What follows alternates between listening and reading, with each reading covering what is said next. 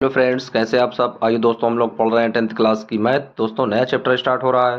दोस्तों चैप्टर का नाम है व्रत यानी सर्कल। तो दोस्तों ये देख लेते हैं व्रत से जुड़ी कौन कौन सी उनकी अभिधारणाएं होती हैं, कौन कौन सी सर्कल्स की प्रॉपर्टीज होती हैं। तो आइए दोस्तों देख लेते हैं व्रत से संबंधी कुछ नियम। तो आइए दोस्तों देख लेते हैं व्रत। हेडिंग डाल लेते हैं दोस्तों, व्रत यानी कि सर्कल।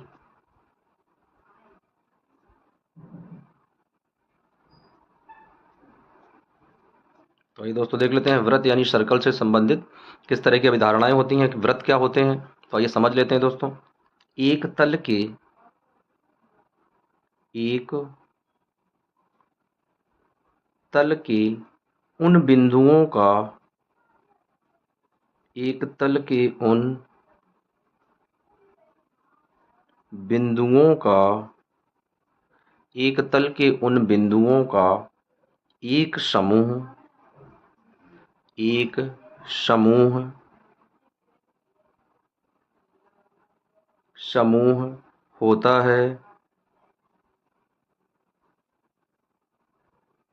समूह होता है जो एक नियत बिंदु से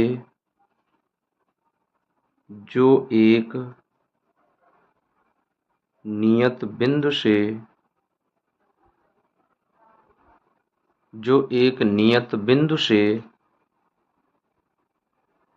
बिंदु से अचर दूरी पर अचर दूरी पर जो एक नियत बिंदु से अचर दूरी पर होता है, क्या कहलाता है दोस्तों? सर्कल यानी कि वृत्त कहलाता है। तो आइए देख लेते हैं सर्कल की किस तरीके से आकृति होती है। दोस्तों सर्कल किस तरीके का बना होता है, तो आइए समझ लेते हैं किस तरीके के सर्कल की प्रॉपर्टीज होती हैं फ्रेंड्स। तो आइए देख लेते हैं सर्कल किस तरीके का दोस्तों बना होता है। तो एक इस तरीके की गोल रचना बना लेते हैं। एक ही दोस्तों ये तल है, ये जो व्हाइट पेपर है दोस्तों, ये एक तल है। इस तल पर ये अनेक बिंदुओं से मिलकर एक इस तरीके से रेखा बनी है दोस्तों, जो एक सर्कल ड्रा करती है।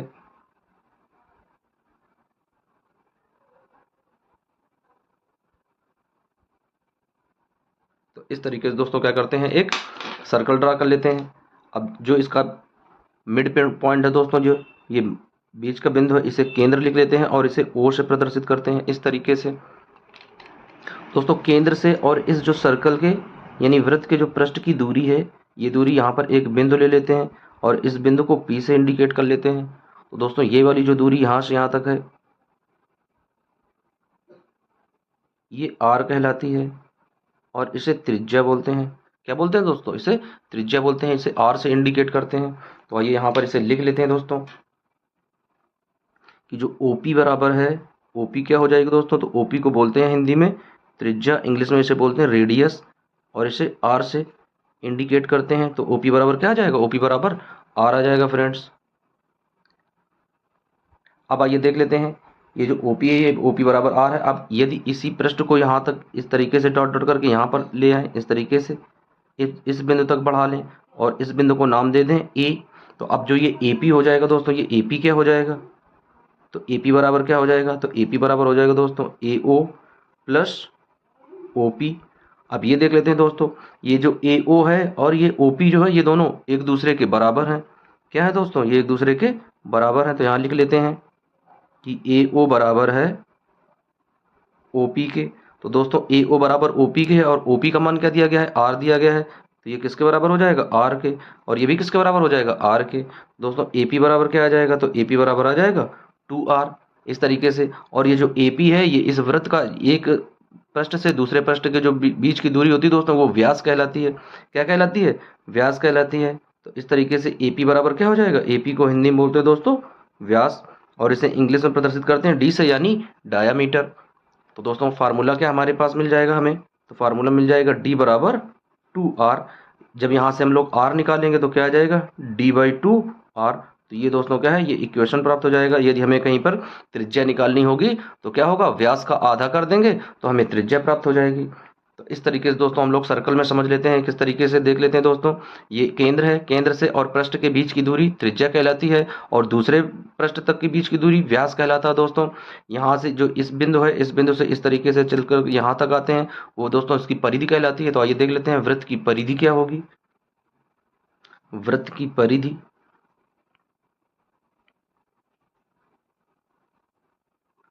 वृत्त की परिधि दोस्तों, वृत्त की परिधि जो होती है वही जैसे आयत का क्षेत्र, आयत का परिमाप होता है और वर्ग का परिमाप होता है, उसी तरीके से वृत्त का जो परिमाप होता है तो उसको, उस परिमाप को ही परिधि बोलते हैं। तो दोस्तों इसकी परिधि का जो फार्मूला हो जाता है वो हो जाता है 2πr। ये दोस्तों फार्मूला हो जाता है 2πr। और परिधि को कैसे प्रदर्शित इंडिकेट करते हैं, सी से, तो सी बराबर हो जाता है 2πr। तो इस तरीके का एक ये इक्वेशन प्राप्त हो जाता है फ्रेंड्स, कि सी बराबर 2πr। तो दोस्तों इस तरीके से जो हमें ये प्राप्त हो रहे हैं, आइए इनको हाईलाइट कर देते हैं ताकि नोट बनाने में आसानी रहे दोस्तों।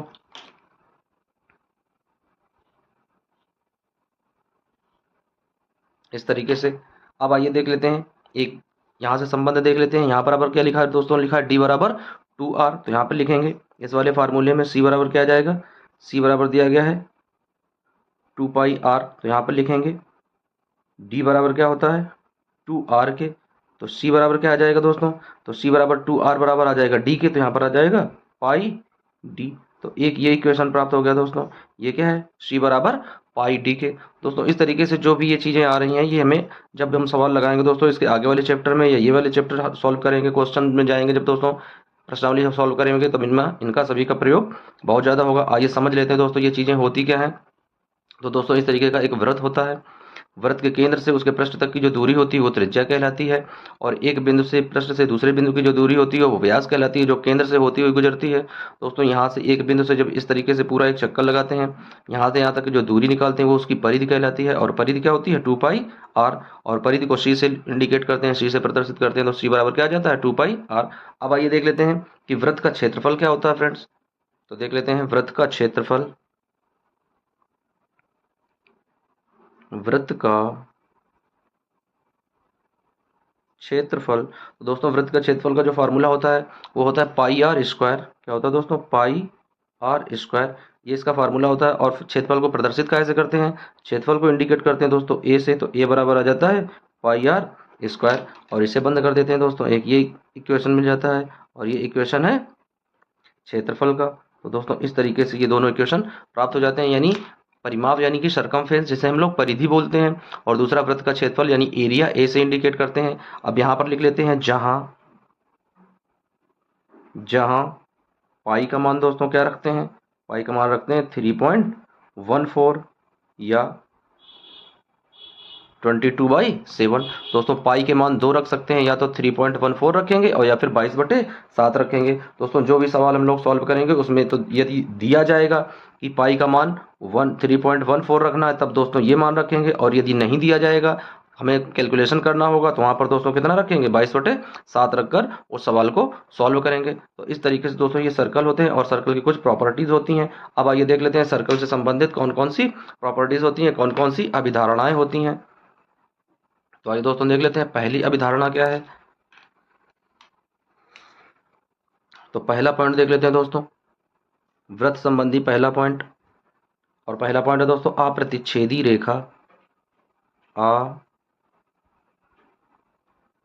अप्रतिच्छेदी रेखा।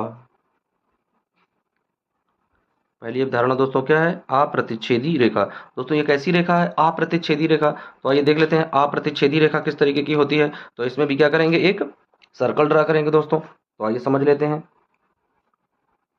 यहाँ से एक सर्कल बना लेते हैं इस तरीके से।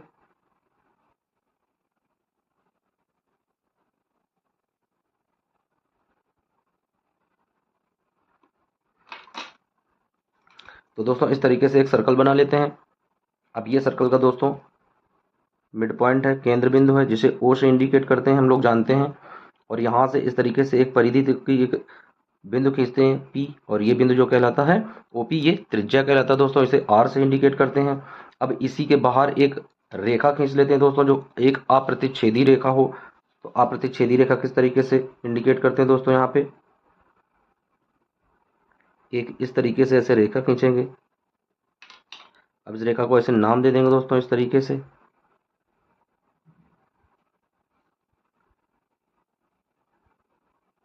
ये पी नाम दे देंगे दोस्तों और ये क्यू नाम दे देंगे।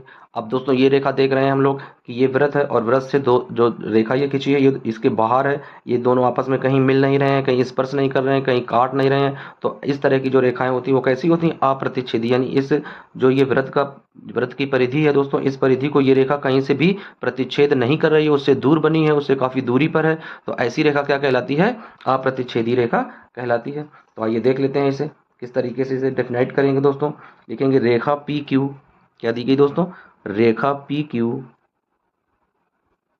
रेखा पी क्यू वृत्त के सापेक्ष, वृत्त के सापेक्ष, रेखा पी क्यू वृत्त के सापेक्ष अप्रतिच्छेदी रेखा कहलाती है। अप्रतिच्छेदी, अप्रतिच्छेदी रेखा कहलाती है।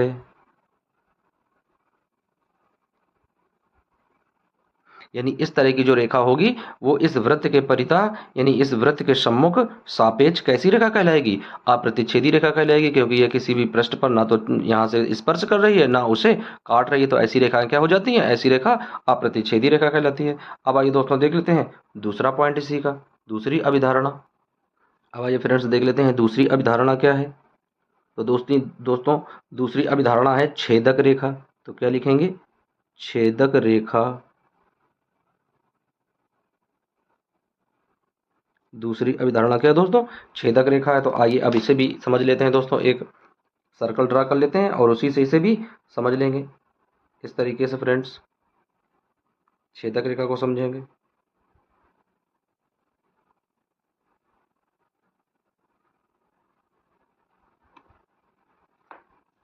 अब दोस्तों इस तरीके का सर्कल बना लेते हैं, ये इसका केंद्र बिंदु मान लेते हैं और केंद्र को कहाँ से इंडिकेट करते हैं? केंद्र को ओ से इंडिकेट करते हैं इस तरीके से। और यहाँ ये केंद्र है दोस्तों ओ। अब देख लेते हैं इसमें प्रतिच्छेदी रेखा किस तरीके से बनेगी।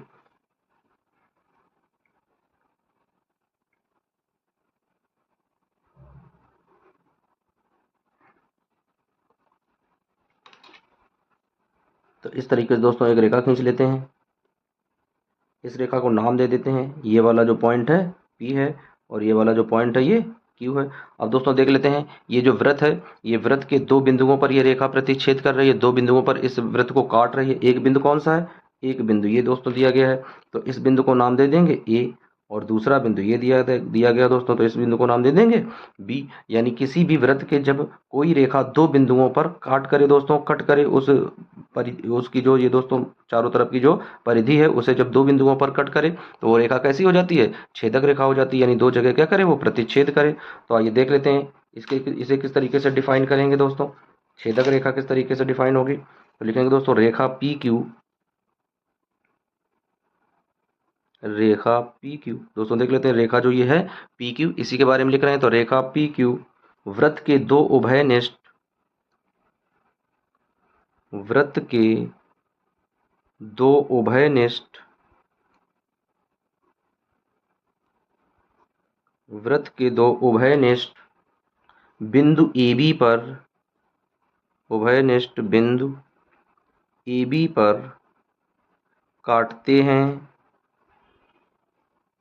ए बी पर काटते हैं। देख रहे हैं दोस्तों ए बी पर ये जो रेखा है दो उभयनिष्ठ बिंदुओं पर काट देती है।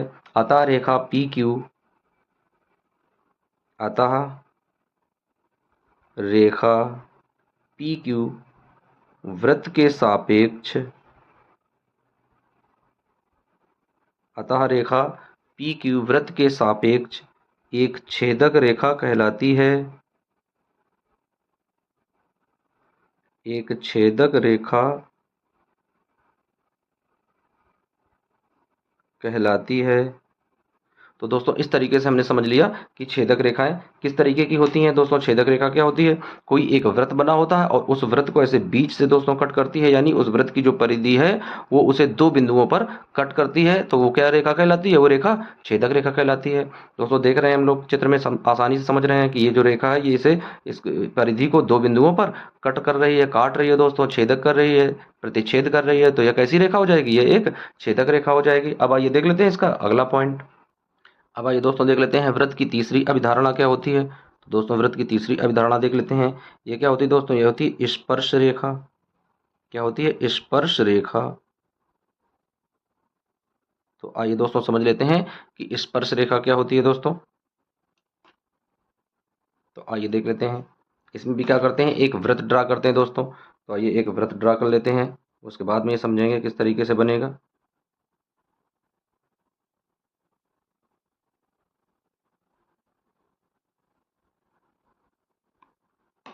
तो दोस्तों इस तरीके से एक वृत्त बनाते हैं, ये वृत्त का केंद्र है जिसे हम लोग ओ से इंडिकेट करते हैं। अब इस तरीके से दोस्तों इसमें एक स्पर्श रेखा बनाते हैं, एक ऐसी रेखा खींचते हैं जो इस वृत्त के किसी भी बाहरी परिधि को टच करती हुई जाए दोस्तों रेखा। तो इस तरीके से एक रेखा बना लेते हैं,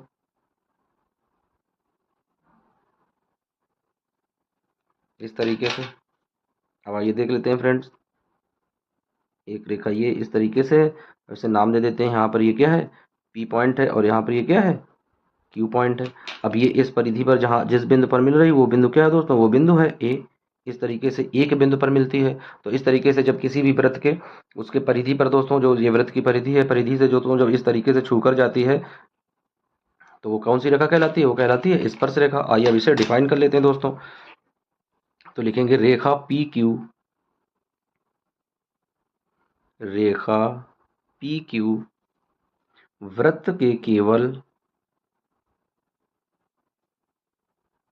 वृत्त के केवल एक बिंदु, वृत्त के केवल एक बिंदु ए पर स्पर्श करती है, ए पर स्पर्श करती है। इस स्थिति में, इस स्थिति में रेखा पी क्यू, रेखा पी क्यू वृत्त के सापेक्ष, वृत्त के सापेक्ष एक स्पर्श रेखा कहलाती है, एक स्पर्श रेखा कहलाती है। तो दोस्तों हम लोगों ने समझ लिया कि वृत्त में किस तरीके की अप्रतिच्छेदी रेखा होती है, कौन सी छेदक रेखा होती है और कौन सी स्पर्श रेखा होती है। तो दोस्तों तीनों पॉइंट हम लोगों ने समझ लिए हैं। अब आइए देख लेते हैं वृत्त से जुड़ी और कुछ महत्वपूर्ण जानकारियां। अब आइए दोस्तों देख लेते हैं इसकी अगली अभिधारणा। तो दोस्तों इसकी अगली अभिधारणा हम लिखेंगे, किसी वृत्त की स्पर्श रेखा, किसी वृत्त की स्पर्श रेखा वह रेखा है, किसी वृत्त की स्पर्श रेखा वह रेखा है जो वृत्त को केवल, जो वृत्त को केवल, जो वृत्त को केवल एक बिंदु पर, एक बिंदु पर प्रतिच्छेद करती है, एक बिंदु पर प्रतिच्छेद करती है।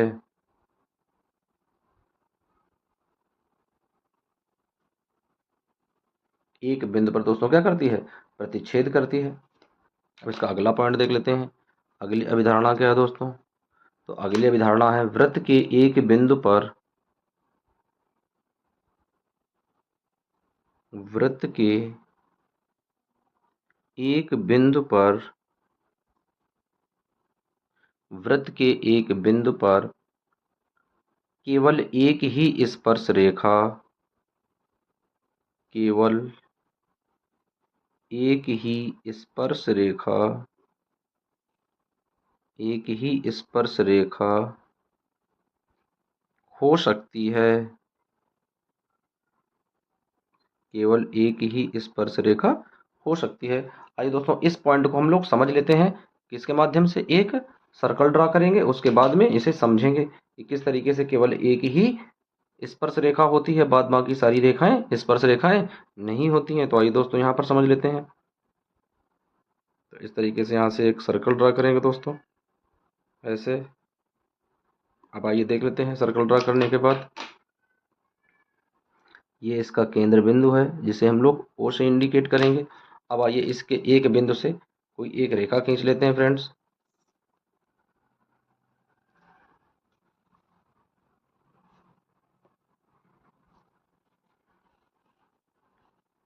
तो यहाँ से इस तरीके से रेखा खींचेंगे दोस्तों।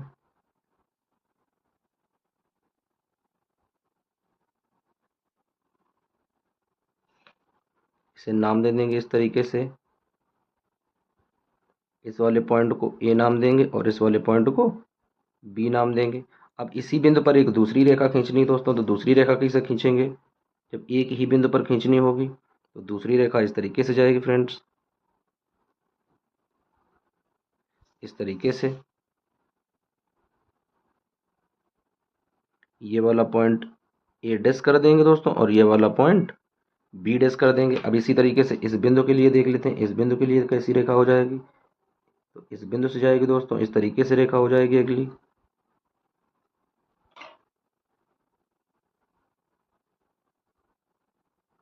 अब इस वाले पॉइंट को ए डबल डैश नाम दे देंगे और इस वाले पॉइंट को बी डबल डैश नाम दे देंगे। दोस्तों इस तरीके से चाहे जितनी हम लोग रेखाएं खींच दें, लेकिन केवल एक रेखा ऐसी होती है जो किसी भी वृत्त के पृष्ठ पर, जो ये वृत्त का पृष्ठ है तो उसको उस पर एक केवल स्पर्श रेखा होती है। तो केवल ये ए बी वाली जो है ये केवल स्पर्श रेखा है। बाद बाकी जितनी भी ऐसे रेखाएं खींचेंगे फ्रेंड्स, एक ऐसे रेखा खींच देंगे वो भी इधर की ओर हो जाएगी, लेकिन इधर एक छेदक रेखा बन जाएगी। आइए देख लेते हैं खींच के। यहाँ से अगर कोई एक तरीके से रेखा खींचेंगे तो वो भी एक छेदक रेखा बन जाएगी। इस तरीके से जब जाएगी यहाँ से, ये वाला पॉइंट लिख दें दोस्तों,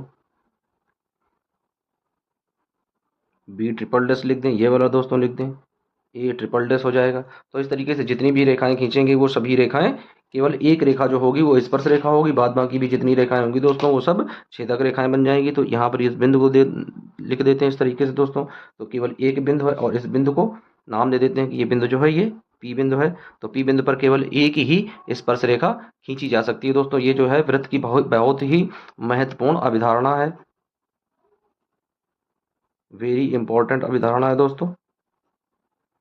अब आइए देख लेते हैं अगला इसका टॉपिक, अगली अभिधारणा कौन सी दी गई है दोस्तों। तो देख लेते हैं अगली अभिधारणा। तो अगली अभिधारणा दी गई है फ्रेंड्स, किसी वृत्त पर खींची गई स्पर्श रेखाएं, किसी वृत्त पर, किसी वृत्त पर खींची गई, किसी वृत्त पर खींची गई स्पर्श रेखाएं,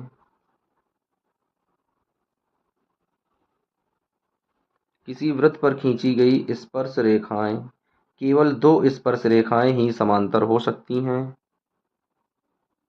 केवल दो स्पर्श रेखाएं, केवल दो स्पर्श रेखाएं ही समांतर हो सकती हैं,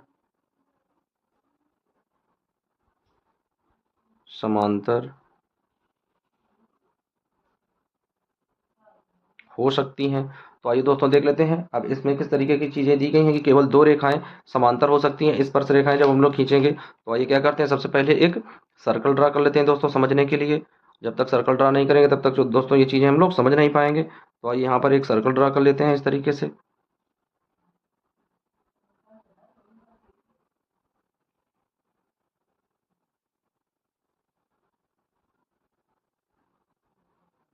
तो इस तरीके से दोस्तों एक सर्कल ड्रा कर लेते हैं। अब आइए देख लेते हैं, ये जो दिया गया है केंद्र मिड पॉइंट है, इसे ओ से इंडिकेट करेंगे। अब यहाँ पर हम क्या करते हैं, स्पर्श रेखाएं दोस्तों खींच लेते हैं। तो आइए यहाँ पर एक इस तरीके से स्पर्श रेखा खींच लेते हैं इस बिंदु पर। तो एक स्पर्श रेखा ये खींचेंगे फ्रेंड्स इस तरीके से, इसे नाम दे देंगे।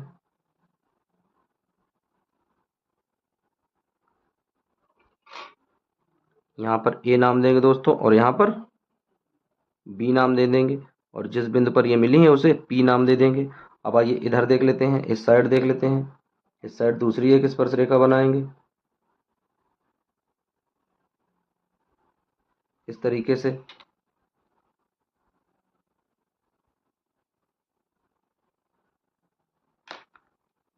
दोस्तों इसे यहाँ पर एक्स नाम दे देंगे और इसे यहाँ पर वाई नाम दे देंगे। और दोस्तों ये वाला जो बिंदु है जहाँ पर ये स्पर्श हो रहा है, इसे नाम दे देंगे आर, यानी पी आर, इस तरीके से। तो अब दोस्तों देख लेते हैं, अब यदि हम लोग कोई तीसरी रेखा यहाँ पर खींचते हैं तो तीसरी रेखा दोस्तों यहाँ पर हो जाएगी या यहाँ पर हो जाएगी, तो वो फिर तीसरी रेखा इसके समांतर नहीं होगी। तो किसी भी वृत्त पर केवल दो रेखाएं आमने सामने समांतर हो सकती हैं, या दोस्तों ये दो रेखाएं अगर इन्हें को हम इस तरीके से घुमाते जाएं, या इस रेखा को इस तरीके से कर दें ऊपर, इसे नीचे कर दें, तो ये दोनों समांतर बन जाएंगी। ऐसे घुमाएंगे तो ये समांतर हो जाएंगी, इस तरीके से डायरेक्शन करेंगे तो इस तरीके से समांतर हो जाएंगी। दोस्तों जैसे मान लो ये दो पेन है इस तरीके से, अब इन्हें इस सर्कल के चारों तरफ जहां पर भी रखेंगे, इस तरफ मान लेते हैं कि इस डायरेक्शन में रखेंगे, तो ये दोनों आपस में इस तरीके से समांतर हो जाएंगे। उसके बाद में यदि इनको इस डायरेक्शन में रख दें इस तरीके से, यहाँ पर ऐसे रख दें, तो ये भी दोनों समांतर हो जाएंगे। जैसे जैसे इनको ऐसे बढ़ाते चले जाएंगे तो ये दोनों आपस में दिशाएं जो है इनकी दोनों समांतर होती चली जाएंगी। तो केवल दो ही ऐसी रेखाएं होंगी जो इस सर्कल पर समांतर होंगी। बाद बाकी यदि कोई तीसरी दोस्तों रेखा खींच लेते हैं, जैसे मान लो अब यहाँ पर ये दोनों समांतर हैं, अब एक तीसरी इस तरीके से कर दी जाए तो ये समांतर नहीं होगी, इन दोनों को काट कर देगी दोस्तों, प्रतिच्छेद करेगी, तो वो समांतर रेखा नहीं कहलाएगी। तो किसी भी वृत्त पर दोस्तों केवल स्पर्श करती हुई दो रेखाएं ही समांतर खींची जा सकती हैं दोस्तों। तो आइए देख लेते हैं ये रेखाएं दोनों कैसी हैं, एक दूसरे के समांतर हैं। तो लिखेंगे रेखा A B, Rekha A B तथा रेखा एक्स वाई वृत्त के सापेक्ष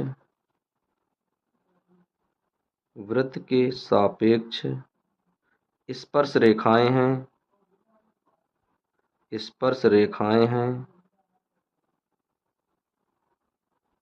कैसी हैं दोस्तों, वृत्त के सापेक्ष स्पर्श रेखाएं हैं। और इनकी कंडीशन क्या है, ए बी समांतर है एक्स वाई के। तो दोस्तों इनकी ये कंडीशन बनी है कि ए बी जो है वो एक्स वाई के समांतर दी गई है। तो दोस्तों इस कंडीशन को क्या करते हैं, हाईलाइट कर देते हैं भाई, कि इस तरीके से हम लोगों ने निकाल लिया है कि किस तरीके से रेखाएं जो है वो समांतर होती हैं। तो दोस्तों ये थे वृत्त के कुछ महत्वपूर्ण इंपॉर्टेंट अभिधारणाएं। अब आइए देख लेते हैं इसकी अगली अभिधारणा क्या दी गई है दोस्तों वृत्त की। अब आइए दोस्तों देख लेते हैं अगली अभिधारणा क्या दी गई है। तो नेक्स्ट अभिधारणा देख लेते हैं दोस्तों, वृत्त के अंदर वृत्त के अंदर किसी बिंदु से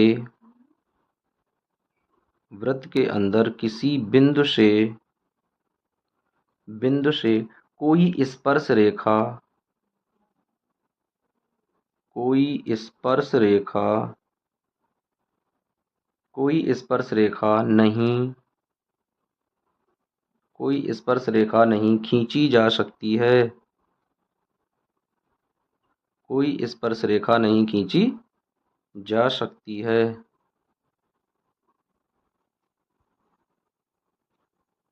दोस्तों क्या दिया गया है कि वृत्त के अंदर किसी बिंदु से कोई भी स्पर्श रेखा खींची नहीं जा सकती है। तो अब आइए इसे समझ लेते हैं। समझने के लिए दोस्तों क्या करेंगे, एक सर्कल ड्रा करेंगे। तो आइए देख लेते हैं, यहाँ पर एक सर्कल ड्रा कर लेते हैं इस तरीके से, और उसके बाद में फिर उसे समझेंगे किस तरीके से उसमें कोई एक रेखा स्पर्श नहीं खींची जा सकती है।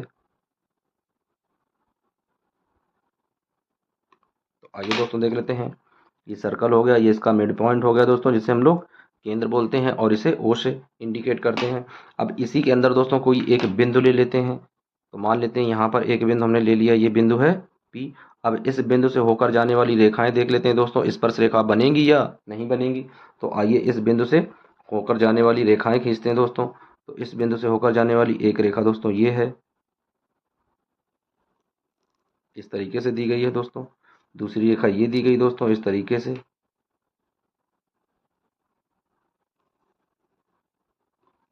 फिर इस तरीके से इसी बिंदु से होकर जाने वाली रेखा है।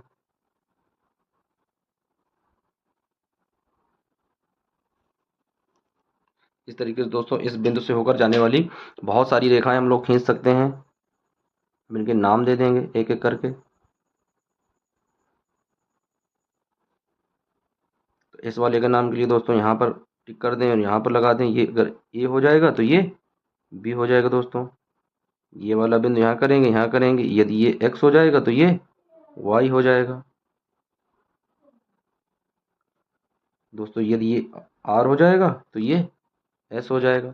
तो इस तरीके से इस बिंदु से जितनी भी रेखाएं दोस्तों हम लोग खींचेंगे, वो कोई भी रेखा इस वृत्त पर स्पर्श रेखा नहीं बनेगी, क्योंकि वो रेखाएं कैसी हो जाती हैं, रेखाएं छेदक रेखाएं बन जाती हैं। इस बिंदु से होकर इस जो परिधि है दोस्तों, जो इस वृत्त की परिधि है, चारों तरफ का जो पृष्ठ है, इस पृष्ठ को दो बिंदुओं पर प्रतिच्छेद करते हैं। तो जब कोई भी रेखा किसी भी वृत्त के बिंदुओं को दो बिंदुओं पर प्रतिच्छेद करती है, काटती है दोस्तों दो बिंदुओं को, तो वो फिर स्पर्श रेखा नहीं रहती। वो कैसी रेखा बन जाती है? वो बन जाती है छेदक रेखा।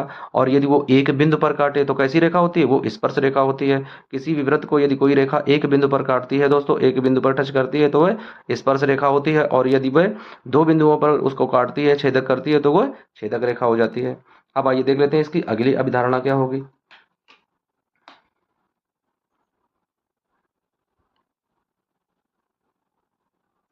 तो दोस्तों इसकी अगली अभिधारणा देख लेते हैं। तो फ्रेंड्स अगली अभिधारणा है, वृत्त के बाहर, वृत्त के बाहर किसी बिंदु से, वृत्त के बाहर किसी बिंदु से,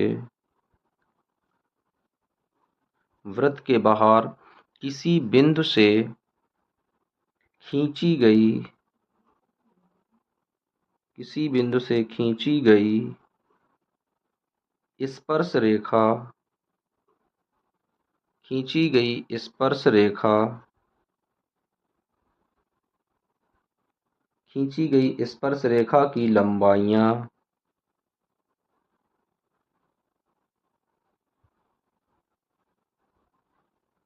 स्पर्श रेखा की लंबाइयां बराबर होती हैं, बराबर होती हैं। तो आइए दोस्तों देख लेते हैं कि इसमें किस तरीके की अभिधारणा दी गई है, इस अभिधारणा को किस तरीके से हम लोग समझेंगे। तो आइए सबसे पहले क्या करते हैं, एक सर्कल ड्रा कर लेते हैं दोस्तों। तो यहाँ पर एक सर्कल ड्रा करेंगे इस तरीके से।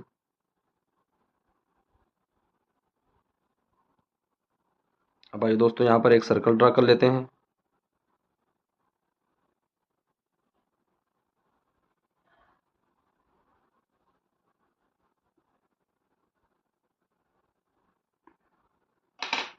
तो आइए दोस्तों देख लेते हैं, ये इस वृत्त का केंद्र है, इसे ओ से इंडिकेट करेंगे। अब दोस्तों इसके बाहर कोई एक बिंदु ले लेते हैं। तो दोस्तों बाहर यहाँ पर हमने एक बिंदु ले लिया, मान लेते हैं ये जो बिंदु है यहाँ पर, ये बिंदु है पी। अब इस बिंदु पी से यहाँ पर हम दो दोस्तों क्या करते हैं, स्पर्श रेखाएं खींचते हैं। तो आइए यहाँ से एक स्पर्श रेखा बना लेते हैं इस तरीके से।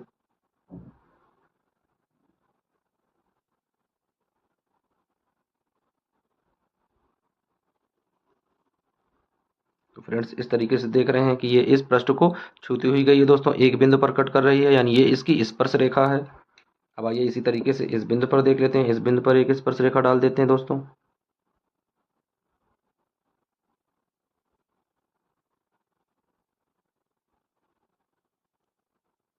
तो इस तरीके से दोस्तों खींच देते हैं। ये एक स्पर्श रेखा हो गई दोस्तों, दोनों बिंदु, दोनों कहाँ पर आकर मिल गई, पी बिंदु पर मिल गए। अब जो दो बिंदुओं पर दोस्तों कट कर रहे हैं उनको लिख लेते हैं। इस दूरी को A1 से लिखेंगे और इस दूरी को A2 से लिखेंगे दोस्तों। तो अब देख लेते हैं कि वृत्त के बाहर किसी बिंदु पर खींची गई स्पर्श रेखा की लंबाइयां क्या होती है दोस्तों, बराबर होती हैं। तो पहली स्पर्श रेखा क्या है, तो पहली स्पर्श रेखा है दोस्तों A1 P। उसके बाद दूसरी स्पर्श रेखा क्या है दोस्तों, दूसरी स्पर्श रेखा है A2 P। और क्या कह रहा है, कंडीशन, कंडीशन कह रहा है दोस्तों ये रेखाएं दोनों कैसी होती हैं, रेखाएं बराबर होती हैं। तो आइए यहाँ पर लिख देते हैं कि A1P बराबर A2P।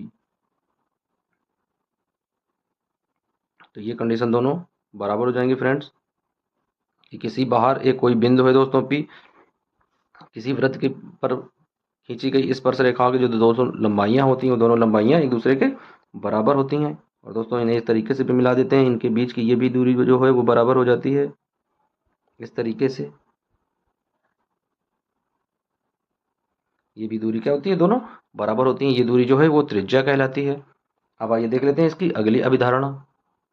अब आइए दोस्तों देख लेते हैं इसकी अगली अभिधारणा क्या दी गई है। तो आइए अगली अभिधारणा देख लेते हैं दोस्तों। दो सकेंद्री वृत्तों की दो सकेंद्री दो संकेंद्रीय वृत्तों की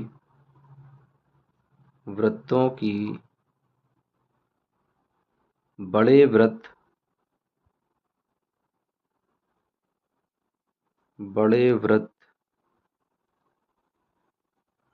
बड़े वृत्त की छेदक रेखा बड़े वृत्त की छेदक रेखा छोटे वृत्त की स्पर्श रेखा छोटे वृत्त की स्पर्श रेखा पर केंद्र से डाला गया लंब।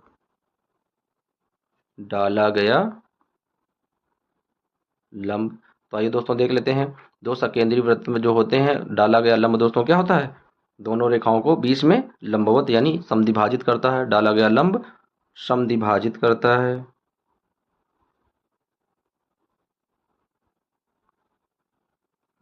समद्विभाजित करता है। तो आइए दोस्तों समझ लेते हैं। तो सबसे पहले क्या करते हैं, दो सकेंद्री वृत्त बना लेते हैं। उसके बाद में दोस्तों समझेंगे। ये कह रहा कि दो सकेंद्री वृत्त है यानी एक ही केंद्र है और दो वृत्त बनाए गए हैं। तो आइए सबसे पहले समझ लेते हैं फ्रेंड्स किस तरीके से बनेगा। तो आइए यहाँ पर देख लेते हैं।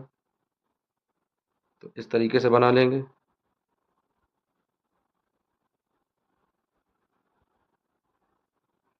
दोस्तों ये पहला बन गया। अब इसके बाद में इसी का थोड़ा बढ़ा कर लिखेंगे। केंद्र एक ही रहेगा दोस्तों, इस तरीके से बना देंगे। अब आइए देख लेते हैं दोस्तों किस तरीके से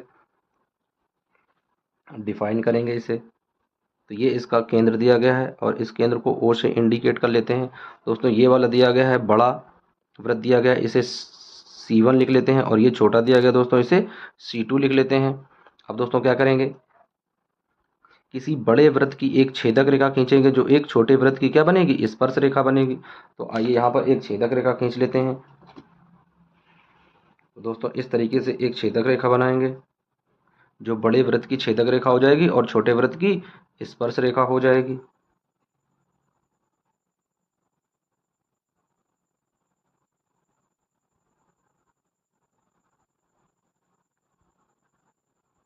तो इस तरीके से दोस्तों ये बन जाएगी। ये देखो दोस्तों, ये दो बिंदुओं पर इस वाले बाहर वाला जो ये वृत्त है दोस्तों, दो बिंदुओं पर इसके पृष्ठ को कट कर रही है। एक ये बिंदु है और एक ये बिंदु है। और ये जो छोटा वाला दोस्तों वृत्त है इस पर ये एक स्पर्श रेखा बन रही है यहाँ पर। अब इसे P बिंदु लिख देंगे इस तरीके से। अब दोस्तों यहाँ पर क्या करेंगे, लंब डालेंगे इस पर। क्या करेंगे, लंब डालेंगे इस पर। तो इस तरीके से दोस्तों ये लंब डाल देते हैं। तो ये लंब क्या हो जाएगा, दोनों को समद्विभाजित कर देगा दो भागों में इस तरीके से। ये भी 90 हो जाएगा और ये भी 90 हो जाएगा। तो इस तरीके से दोस्तों ये करते हैं। अब इसमें क्या कंडीशन बनती है दोस्तों देख लेते हैं। छोटा वाला जो वृत्त है, छोटे वाले वृत्त की ये स्पर्श रेखा है, लेकिन बड़े वाले वृत्त के लिए ये क्या है, बड़े वाले वृत्त के लिए ये छेदक रेखा है। क्योंकि ये दो बिंदुओं पर मिल रही है। कौन सा, एक बिंदु दोस्तों ये है जिसे R से इंडिकेट कर लेते हैं और एक बिंदु ये है जिसे S से इंडिकेट कर लेते हैं। तो दोस्तों इस तरीके से ये वाली जो अभिधारणा है इस तरीके से हम लोग सिद्ध करते हैं कि कोई एक बड़ा वृत्त है और कोई एक छोटा वृत्त है। तो छोटे वृत्त की स्पर्श रेखा बड़े वृत्त की छेदक रेखा बन जाती है तथा बड़े वृत्त की छेदक रेखा छोटे वृत्त की स्पर्श रेखा बन जाती है। और जब इसे दोस्तों आपस में मिलाते हैं तो ये इसको समद्विभाजित कर देती है यानी 90 डिग्री एंगल पर काट कर देती है दोस्तों। अब आइए देख लेते हैं इसकी अगली अभिधारणा। अब आइए दोस्तों लिख लेते हैं इसकी अगली अभिधारणा। देख लेते हैं अगली अभिधारणा क्या दी गई है। तो दोस्तों अगली अभिधारणा दी गई है लघु तथा दीर्घ लघु तथा दीर्घ त्रिज्यखंड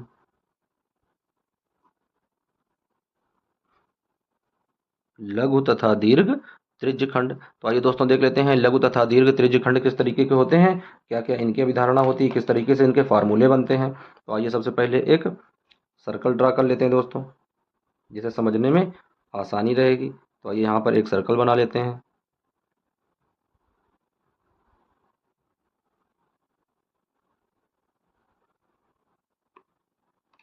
तो इस तरीके से दोस्तों सर्कल बना लेते हैं।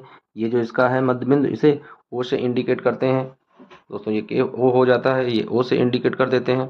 अब आइए इसे लघु त्रिज्यखंड बनाते हैं दोस्तों। तो लघु त्रिज्यखंड किस तरीके से बनता है, इसे इस तरीके से जोड़ देंगे एक,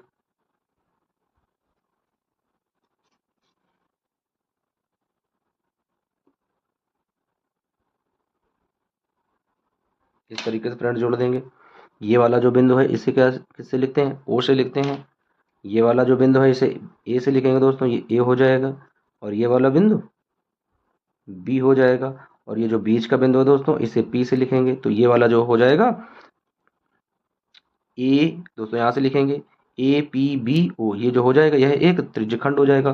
और दोस्तों यहाँ पर ये जो दिया जाता है ये इसका थीटा कोण होता है। ये क्या होता है, ये थीटा कोण होता है। तो दोस्तों ये वाला जो पार्ट है इसे बोलते हैं लघु त्रिज्यखंड। इस वाले पार्ट को क्या बोलते हैं, जो छोटा सा है इसे बोलते हैं लघु त्रिज्यखंड। तो यहाँ पर लिख देते हैं इस वाले पार्ट को क्या कहते हैं, लघु त्रिज्यखंड। लघु त्रिज्यखंड। अब आइए दोस्तों इसे क्या करते हैं, हाईलाइट कर देते हैं ताकि पता चले कि लघु त्रिज्यखंड कौन सा है। दोस्तों जो ये पार्ट हाईलाइट है ये पूरा लघु त्रिज्यखंड का क्षेत्र है। इस तरीके से पूरा हाईलाइट कर देते हैं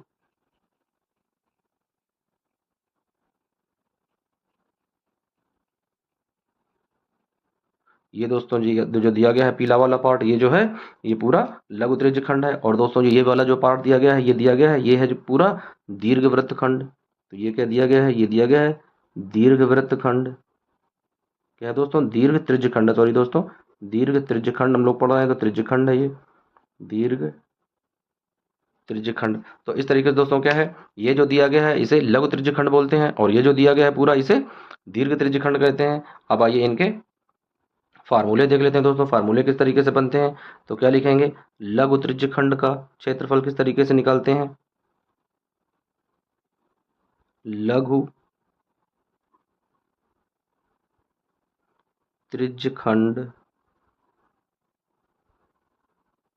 का क्षेत्रफल। तो आइए दोस्तों देख लेते हैं लघु त्रिज्यखंड का क्षेत्रफल क्या होता है।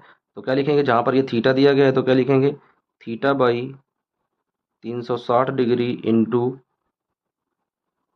पाई आर स्क्वायर।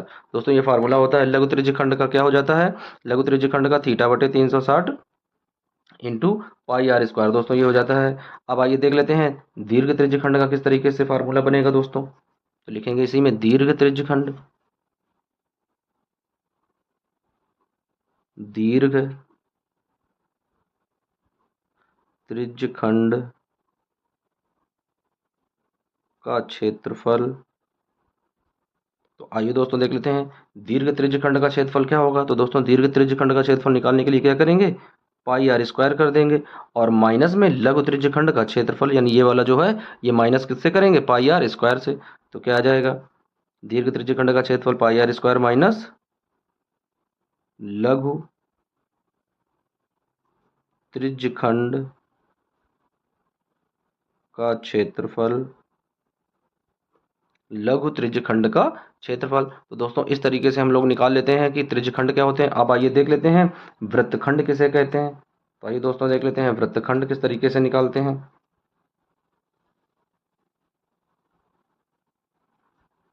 तो अगली धारणा हम दोस्तों देखेंगे लघु तथा दीर्घ वृत्तखंड। क्या लिखेंगे दोस्तों, लघु तथा दीर्घ वृत्तखंड। तो आइए दोस्तों देख लेते हैं लघु तथा दीर्घ वृत्तखंड किस तरीके से बनाते हैं। तो उसके लिए भी क्या करेंगे दोस्तों, सबसे पहले एक सर्कल ड्रा करेंगे। तो आइए देख लेते हैं, एक सर्कल ड्रा कर लेते हैं दोस्तों।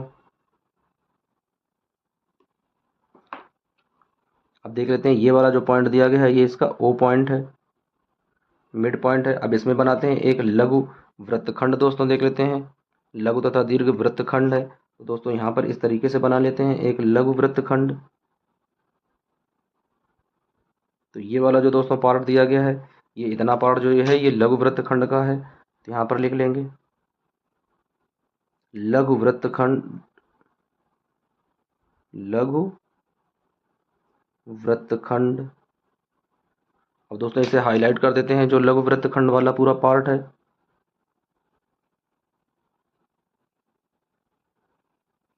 इस तरीके से इसे रंग लेते हैं दोस्तों, हाईलाइट कर देते हैं ताकि पता चलता रहे कि कितना जो पार्ट दिया गया है वो लघु वृत्तखंड का है। तो दोस्तों ये जो पार्ट ड्रा है ये लघु वृत्तखंड का है।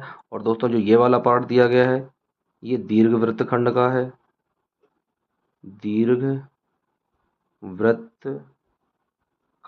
तो दोस्तों ये वाला पार्ट जो है ये लघु वृत्तखंड है और ये वाला पार्ट जो दिया गया है ये दीर्घ वृत्तखंड है। अब आइए इनके फार्मूले देख लेते हैं किस तरीके से इनके फार्मूले बने होते हैं दोस्तों। फार्मूला क्या लगता है जब सवाल लगाएंगे तो क्या लिखेंगे, लघु वृत्तखंड का क्षेत्रफल,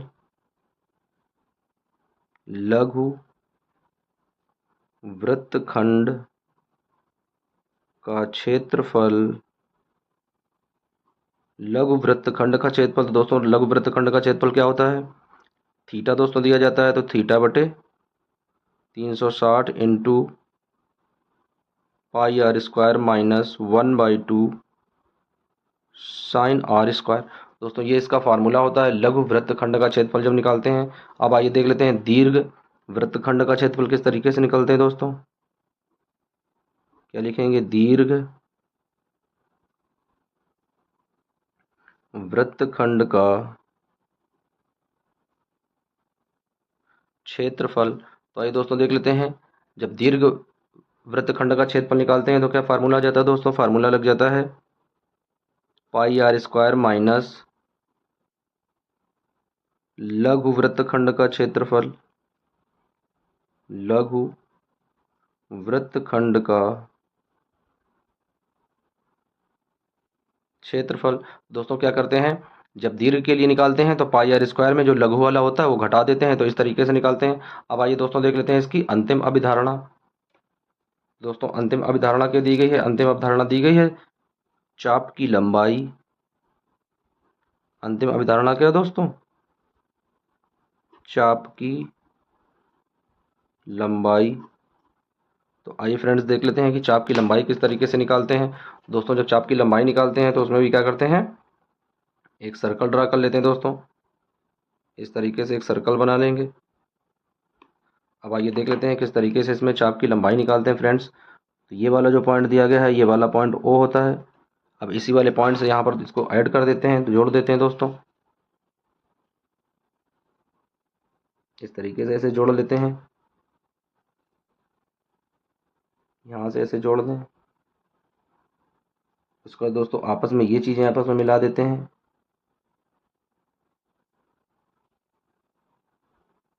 इस तरीके से तो ये वाला दोस्तों जो ये वाला दिया जाता है पार्ट इस तरीके का, ये होता है चाप की लंबाई। इस तरीके से दोस्तों दी जाती है।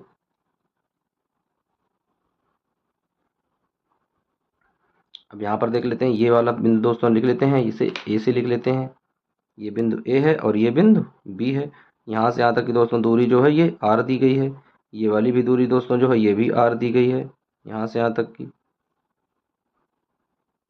इस तरीके से। और ये वाला दोस्तों जो बिंदु है इसे पी से इंडिकेट कर लेते हैं इस तरीके से। तो ये वाला इतना जो पार्ट दिया गया है ये चाप कहलाता है दोस्तों। तो आइए चाप की लंबाई देख लेते हैं। चाप की लंबाई क्या होती है दोस्तों, तो चाप की लंबाई के लिए क्या निकालते हैं, चाप की लंबाई। दोस्तों चाप की लंबाई में क्या लिखते हैं, थीटा बटे 360 इंटू 2 पाई आर। दोस्तों फार्मूला क्या होता है, थीटा बटे 360 इंटू 2 पाई आर। तो दोस्तों क्या करते हैं इसके द्वारा, यानी जब ये फार्मूला लगाते हैं दोस्तों तो चाप की लंबाई ज्ञात कर लेते हैं। अब दोस्तों ये जो अभिधारणाएं दी गई हैं, इन अभिधारणाओं से दोस्तों क्या करते हैं हम लोग वृत्त के जो भी क्वेश्चन दोस्तों दिए जाएंगे, जो भी चैप्टर हम लोग पढ़ेंगे उसके द्वारा हम लोग ये फार्मूलों के द्वारा सवाल लगाएंगे। तो दोस्तों ये बहुत ही इंपॉर्टेंट टॉपिक है। और दोस्तों ये टॉपिक स्टार्ट करने से पहले सबसे पहले ये चीज़ें हमें पता होनी चाहिए कि वृत्त के अंदर कौन कौन सी उसकी प्रॉपर्टीज़ होती हैं, वृत्त के अंदर कौन कौन सी उनकी अभिधारणाएं होती हैं। तो दोस्तों ये आप लोग फार्मूला अच्छे से नोट कर लेना, उन्हें एक बार रिवीजन कर लेना, उसके बाद में हम लोग चैप्टर स्टार्ट करेंगे। दोस्तों मिलते हैं नेक्स्ट वीडियो में, जब तक के लिए पढ़ते रहिए।